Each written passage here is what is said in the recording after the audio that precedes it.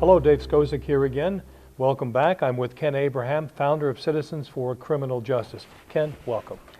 Thank you, Dave. Thanks for having me. Pleasure to be here. Absolutely. Tell me about yourself and I will, what you but do. I'll keep it brief because I want to focus on the issues. Okay. But I have nothing to hide. I grew up here in Dover, blessed with the world's best parents. Practiced law here for about 10 years, 5 as a prosecutor, 5 in private practice. Then I moved to Florida and went into business. Came back for 23 years, lived in Central Florida. Came back to Delaware, where I must tell you, with no small dose of shame, remorse, and regret, I lost everything to cocaine about 8 years ago, which got me started on everything I'm doing now. And I'm trying to turn the negative into a positive. I founded the nonprofit Citizens for Criminal Justice. When I practiced law, the system worked well, our criminal justice system. By that I mean justice almost always was the result. Not so today. It's a train wreck. And everybody in the system knows this, unless you have someone in it. Many people don't. Why is that? A lot of injustice. The main reason, the underlying root cause of all the problems, you name one, I'll tell you how it's related, is the war on drugs. I've seen as the war on drugs got ramped up, the system deteriorated dramatically. The bottom line is, that in 25 words or less, the courts are overloaded. Nobody has time to do things right or thoroughly. You know, depending what study, I have so many facts and figures in my head, Dave. Depending what study you read, 84 to 92% of all crime is drug related. In Delaware, this was in the paper when they moved Judge Brady, from Newcastle down to Sussex. The caseload statistics were published. And every the Superior Court, the main court of general jurisdiction, felony trials, felony cases, etc. Each judge has had between 400 and 500 criminal cases, some over 700 criminal cases a year, plus the civil docket. That's more than 2, sometimes 3 cases a day. That's an unmanageable caseload. Leads to all kinds of problems. All kinds of problems. We should legalize, regulate, and tax all drugs. Now, when I say that, make no mistake about it, drugs are bad, but the war on drugs is worse. We've been doing this for 40 years, wasting billions and billions of dollars and accomplishing nothing. You must know as well as I do. Everybody knows the part of Dover where you can buy illegal drugs. I can get anything I want in this country in 20 minutes in any town that I'll never. As you said, every city has those. Yeah.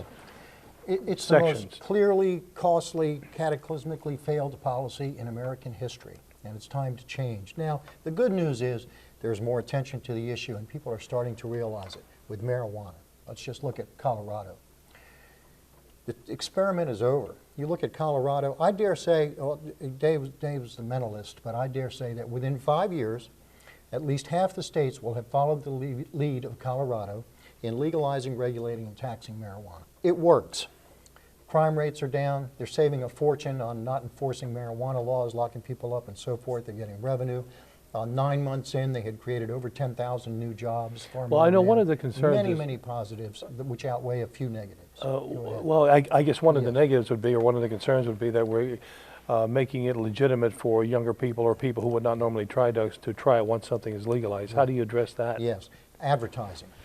Number one, we're not. Think about it. If kids want to smoke pot, they're going to, and we'll never stop the illegal trade in any of these drugs altogether. But advertising works. The Montana Meth Project advertised the dangers of meth, and in the 7 states where that was active, it was real people telling their real stories. You can hear in the anguish in their voice, you don't want to touch drugs. To kids, nobody's lining up in Colorado under 21 to buy marijuana, because you can't. You know, that's the benefit of regulating it. Let me put it this way. The illegal drug market in this country is well over $200 billion a year, second only to Walmart. You got 2 choices. You can have it run by the drug kingpins, gangsters, hoodlums, the whirlpool of crime going on around it, people getting killed on the street corners daily for control of turf, sales market, sales territory, whatever you want to call it, and all the and lack of quality control. Look at heroin. You never know what you're getting. People dying left and right. Or you can have it regulated and taxed. We've been doing number 1. We've ceded the market to criminals.